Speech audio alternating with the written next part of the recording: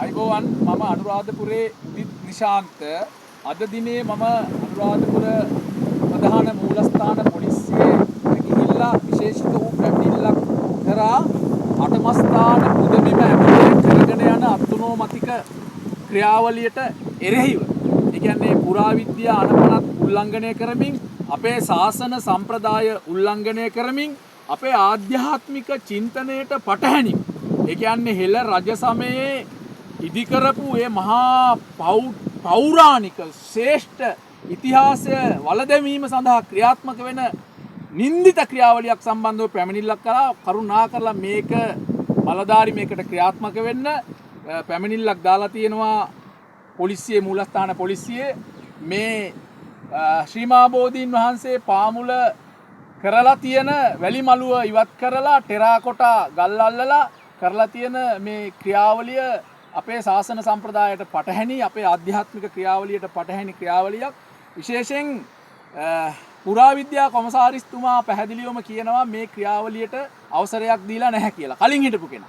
අපි හොයලා බලනකොට වර්තමානයේ පුරාවිද්‍යා කොමසාරිස්තුමාත් මේකට අවසරයක් දීලා නැහැ කියන මතය තමයි සනාථ වෙන්නේ. එතකොට මේ අටපස්ථාන බිම ඇතුලේ බලධාරි විදිහට පරිපාලනය ගෙනියන ඒ අරහත් ධජය දාගෙන ඉන්න ස්වාමීන් වහන්සේලාට විරුද්ධව දීර්ඝ කාලයක් තිස්සේ විශේෂ චෝදනා තියෙනවා. කලින් රුවන්වැලි මහා සෑයේ කොත් වහන්සේ අනවශ්‍ය වෙලාවක ගැලවිය යුතු නැති වෙලාවක ගැලෙවුවා කියලා පුරාවිද්‍යා කොමසාරිස්තුමා නිවේදන නිකුත් කරලා තියෙනවා මම දැක්කා. එතකොට ඒකේ වටිනාකරණ මැණික් තිබුණා.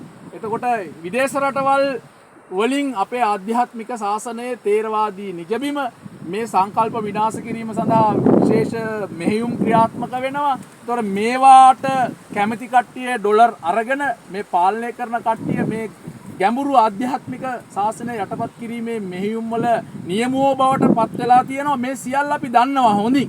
අරහත් ධජේ දාගෙන තරු පටි ගහගෙන මේ ලොකු තනතුරු දරාගෙන කරන්නේ මොකද්ද කියලා අපි හොඳින් දන්නවා. විශේෂයෙන් මේ අටමස්ථාන බිම ආවට තියෙන අපේ අහිංසක මිනිස්සු ඒ කියන්නේ ඇතුල් නුවර ජීවත් වෙන ජනී ජනයාට වතුර ටිකක් ගන්න දෙන්නේ නැහැ. පුරාවිද්‍යාවක තුවලා ගිහලා මේ මිනිස්සු ඇරෙස් කරනවා. ටොයිලට් එකකට පොඩි වලක් කැපුවත් ගිහලා ඇරෙස් කරනවා. දැන් මෙච්චර පාදන වැඩ කරනකොට මේ ශ්‍රී මහා බෝධිය පාමුල මේ පුරාවිද්‍යාවකේ නිලධාරි බලධාරි නිදිද?